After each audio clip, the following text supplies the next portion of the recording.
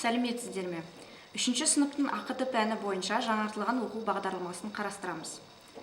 3-ші сыныптың 1-ші тоқсанында оқу бағдарламасы бойынша 3.1.2.1 компьютерлік программалар қолданушының міндеттерін шешу үшін қажет екенін түсіндіру оқу мақсаты оқытылады.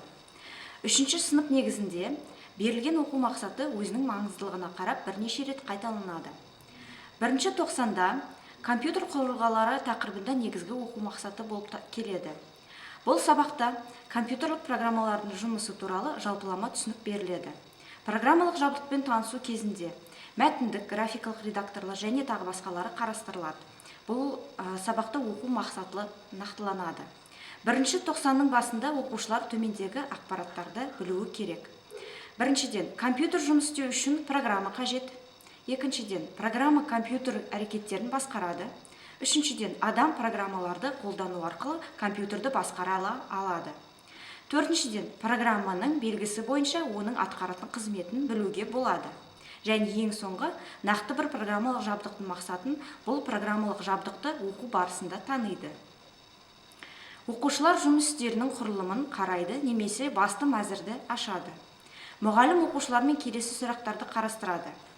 Қандай белгілерді сіз көріп отырсыз? Сіздің ойыңызша бұл программа қандай қызмет атқарады?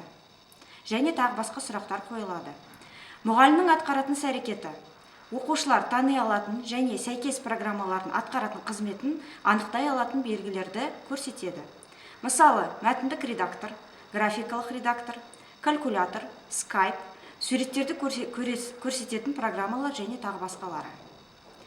Тақырыптарды оқу барысында мәтінді теру және редакциялау, дыбысты жазу және ойнату, графикалық редактор құралдары, ақпаратты іздеу құралдары, оқушылар оқылатын программаның қызметін түсінеді, программаның белгісі бойынша қызметін анықтайды, программаны іске қоса алады. 3-ші сыныпта мәтіндік дыбыстық графикалық редакторларда жұмыс істеп бастайды. Браузерлердің көмегімен ақпаратты іздеуді үйренеді.